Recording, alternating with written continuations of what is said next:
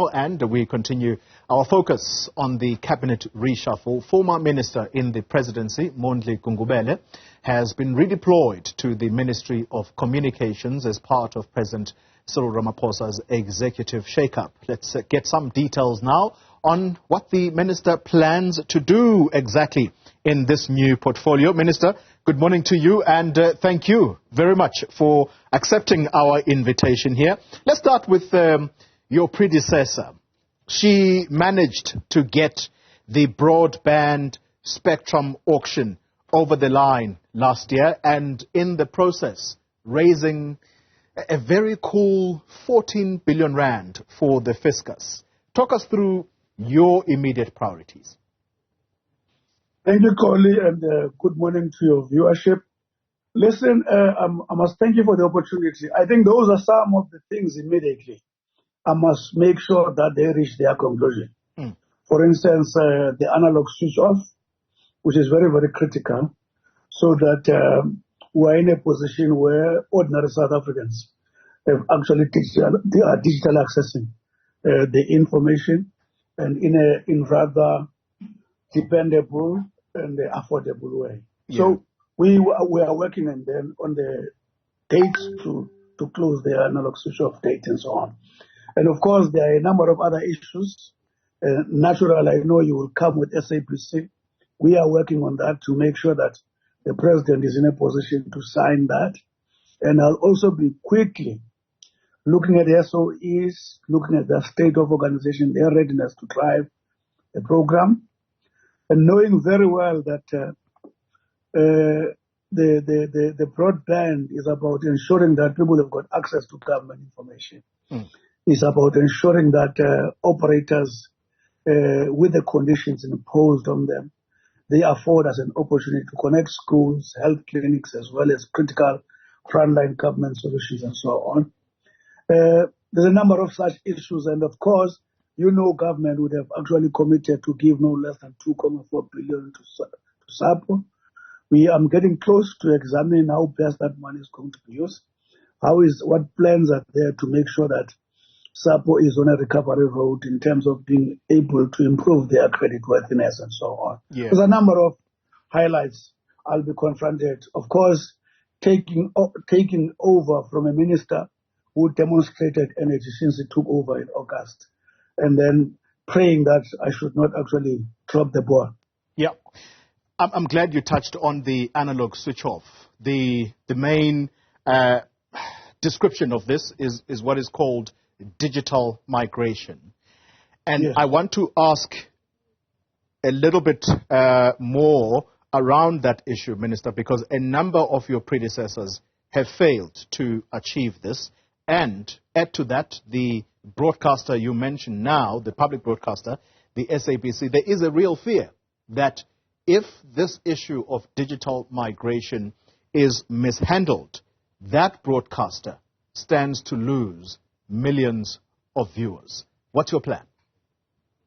Listen, as you will agree with me, Coley, as government, our involvement as far as SABC is to the extent that we regulate, at the same time giving a very limited amount of money, meaning that SABC is highly commercially dependent.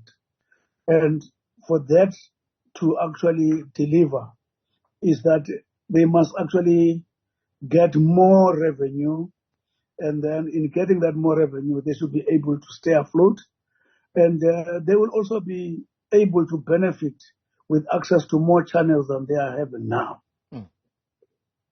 All right. So, Minister, as we talk about digital migration, I did say that the SABC, and you alluded to it, was probably going to be the focus.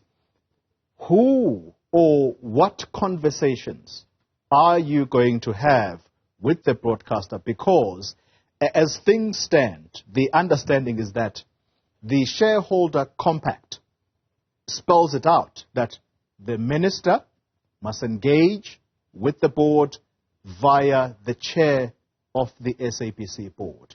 There's no board to speak of. So who exactly are you going to be engaging? As I am talking to you now,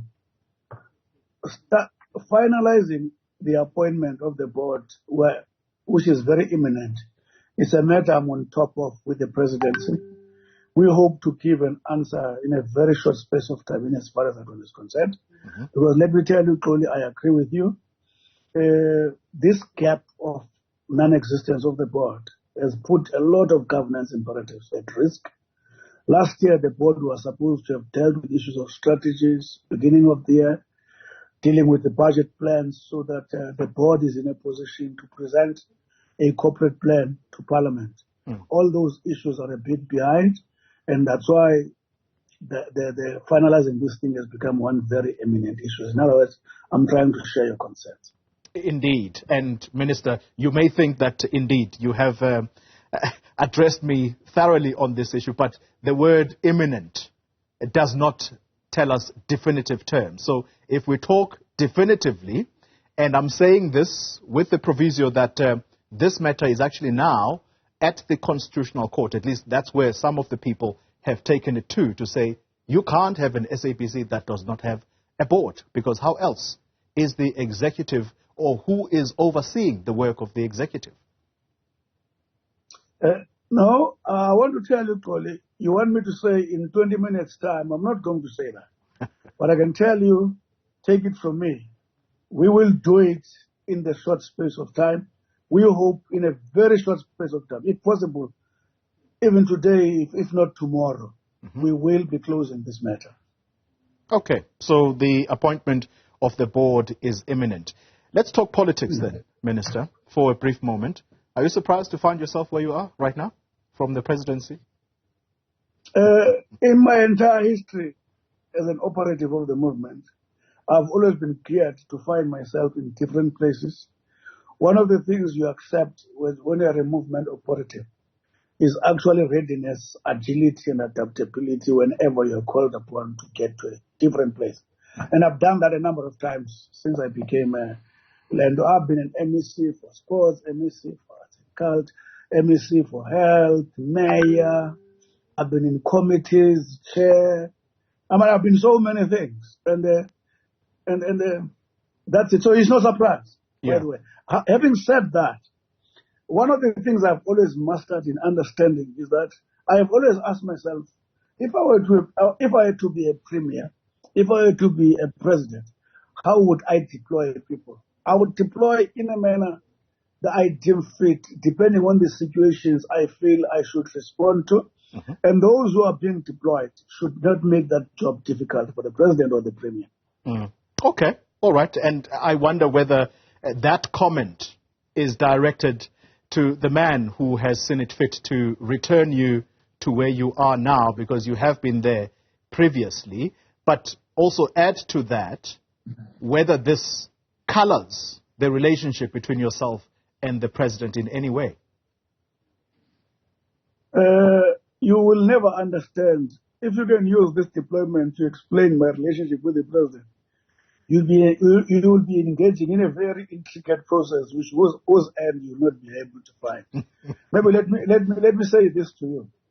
I have been with this president since 1982. So working with him here now in government is a recent thing. But the key thing that you must actually consider is the strategic nature of the department. That, to me, is the uppermost, because communication, digital, what you call connectivity, is the key lever of the future. It's key to help any nation be a relevant trading partner with the other nations of the world. Is the only way you can keep the nation apace with the development. So it's a very, very strategic position. And I can tell you, Connie, one of the exciting things, it gives me a focus because in the presidency, I was dealing with a lot of stuff. And I think the president has deployed younger people who will be able to do all those lot of things. I'm excited where I am now. All right. Let's close it up then, Minister. And I want to close it on this note. The president is going to be in Parliament today.